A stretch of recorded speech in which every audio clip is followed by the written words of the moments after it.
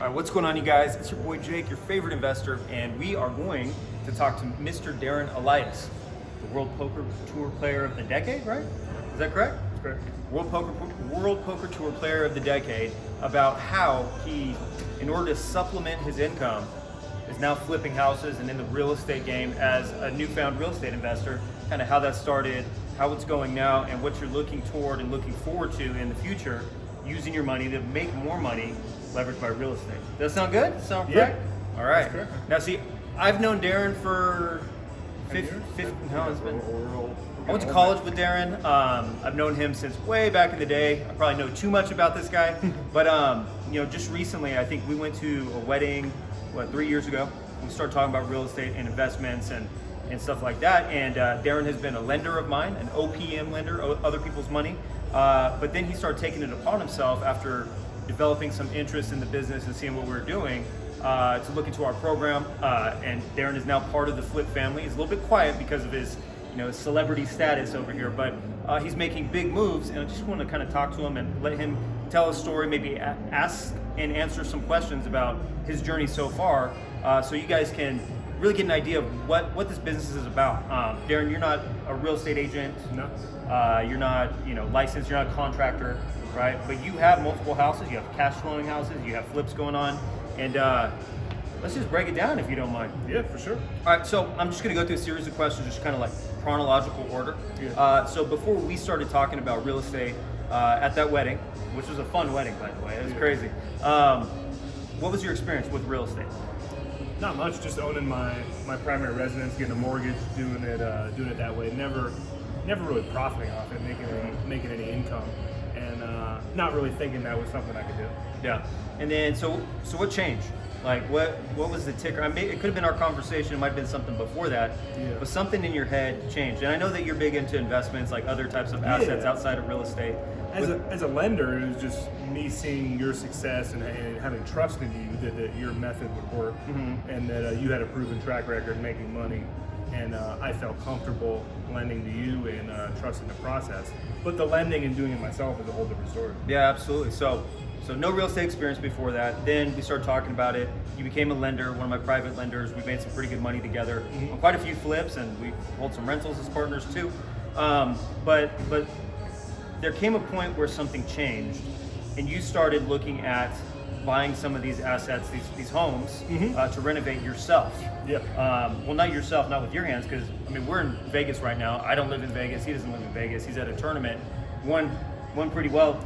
Pretty big night last night, right? Good night, yeah. But you currently have flips going on in the East Coast, in New Jersey. Yep. They're working right now. Yeah. And so, talk a little bit about like obviously you went from being a lender to actually being the principal owner of the flip, using your own money, right? You're not leveraging other people's money, but you're putting your own money into it. So can you talk about the change from going from a lender to being interested in the game to starting to play the game yourself? And I mean, shameless promotion here. Darren went through our program, right? I am Darren's real estate mentor or coach, right? Like he's checked in with me, but what really drove that transition for you to go from lender to principal to actual investor, all while traveling the country, playing tournaments, having kids at home, and being a family man, all that kind of fun stuff? For me, COVID was a big catalyst because it took live poker, or going and playing a real poker tournament for myself out of the picture for about 6 months a year, and I wanted a little supplemental income. I knew what you were doing, you were having success, and that I had you as a resource because I wouldn't feel super comfortable doing this on my own, inexperienced.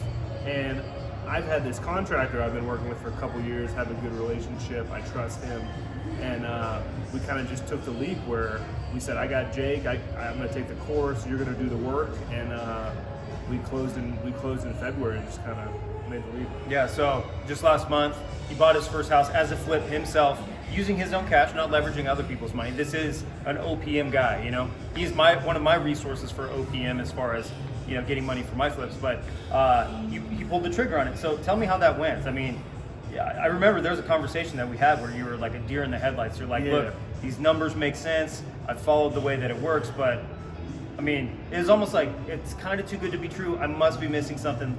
Like, can you put a eighth set of eyes? Like, go through that process. and the feelings that you had with it. Yeah, for me, doing the numbers and the sheets is the easy part. I really like that. I have affinity with numbers. I can see what makes sense, what is going to make money. The hard part for me was calling to people, talking to people, the realtor, making the offer, and just making sure I'm doing everything right, not making a big mistake. I'd be calling Jake, oh, did I do this right? Does this look right? Or inspection, all this stuff. But having him there was huge, and I'd have felt uncomfortable without being able to do that. Yeah, and were you doing it right? For the most part, yeah. I think I did all right. I had a little, I was always scared to back out of a deal. That was you told me put in an offer and then back out just to do it. But yeah, it was a little scary at first, but now it's good. I mean, now you're texting me pictures of the house with the new roof and the and the progress and all that kind of stuff. So, I don't want to take up too much of everybody's time or yours. I know it's valuable. You got a tournament you got to run to. But let's talk about the numbers on your first flip that you're doing yourself. You own it, or your entity owns it, right? Like you're calling the shots. What'd you buy it for? $252. $252. How much rehab are you putting into it? We're looking at about 70. I think it's going to be around 70. 70 grand into it, and what's your resale? 450 to 500, I think. Yeah. So hopefully. I looked at the numbers. You're looking at 480 to 5. Yeah. Yeah. So bought it for 252, right? And you found it on Redfin, I believe. Yeah, and I had a lot of trouble getting a property near list price. That was listed at 225. Okay. Short sale, so I paid 20 grand over ask, and it's a seller's market right now. So that was my hardest. My hardest task was getting a property under contract because I kept getting outbid. Yeah, so you're good, and so that's a good point. So you're really good with numbers, right? You don't necessarily like the interaction part, or it's something that's foreign to you, right? It's something that you're learning to do, just like anyone. The first time you start getting out there, you got to get out of your own way. We all get the imposter syndrome, meaning we think that we're not credible enough or have enough experience to be able to talk to these people. But Darren found a property, right? And he bid over list price, but he knew his numbers well enough. But he found the property on the open market. He found it on Redfin. Yeah, he found it on Redfin using some of our, we have Redfin hacks is what we call it. We reverse engineer the Redfin platform to find deals that are good for what our criteria is. And that's how he ended up buying a property. It's from Redfin, using scripts, calling a realtor that he didn't know, locking the property in, putting the numbers together, letting his contractor get out there, give him a bid. And you're standing to make, I mean, once everything is said and done, and you're gonna be pretty close to your numbers, right? I think so. Let's say you sell it for 500. You know how much you're gonna make, and you're not the agent. You're gonna be traveling the country or even the world, playing poker. You're not the contractor. Dude may text you for executive level decisions, but at the end of the day, what's the net profit after paying the contractors, after paying the real estate agents, and with you playing a very passive role in it now that you've acquired it and you have the ball rolling? I mean, it could be 100 grand, 120,000, somewhere in that ballpark. Yeah, over the course of how long? Because you just bought it. We're thinking 3 to 4 months probably, and then list it maybe another month or so. So yeah, 4 or 5 months. Let's say a 4 or 5 month process. The dude's gonna make $100,000 because he was willing to take action, willing to trust the numbers, willing to get out of his own way. And that part wasn't like the numbers, they're not that difficult, they're not that complex. But you're willing to take action, get out of your own way, understand that there's imperfect decisions and imperfect action you have to take. And he's willing to get into the game, minimize his risk, and he's gonna be rewarded with $100,000 or more payday at the end of 4 or 5 months as supplemental income. Now, you make pretty good money, right? Like, this dude's a beast, but having that type of supplemental income by applying something that you just learned, I mean, there's a lot of people out there that are watching this right now where they may be on the fence or they're like, I don't want to make the investment into the program, will I get the return? What would you say to them, knowing what you know now, going through it now and having gone through like the initial stuff of learning the game and making those calls where it felt super uncomfortable? What would you tell someone that's on the fence? That you can do it. It's just a matter of commitment and being all in. That if you're waffling back and forth, I don't think I can do this, I'm not sure, it's going to be tough. But if you're actually all in and believe in yourself and commit to the course, then you're all right. Like for me, you say, oh, it's my first flip, I paid $25,000 over ask. That would scare the hell out of most people. But because I had the calculator, the system, I had my numbers, I knew what I could pay and make money, and I trusted it.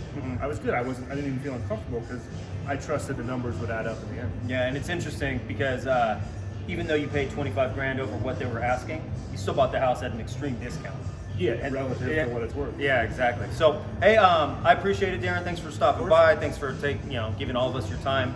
I want now that we have it on camera, I want to appreciate you and give you love and respect because you went out there and you put yourself out there. This is something that you don't need to do, but you had an interest. This game called you and you answered the call. And that doesn't mean it's perfect. Like, you're probably going to do a few of these. I know you're still looking, but you're willing to take action and willing to get out there and go after what you want and understand that it's going to take a little time to, find your voice and kind of figure out where you lie within the grand scheme of things. So I want to give you very much respect, appreciation for that. Thank you. I've known you for a while, and I'm not surprised that you're willing to take action on it. But guys, people who are willing to take action and go after what they want in this world end up getting rewarded for it, right? Fortune favors the bold. You have to be willing to get out there and get it. It's not going to fall in your lap. So appreciate you, Darren. Thank you. Thanks, you guys. There's never been a better time to get in the game. Talk to you soon.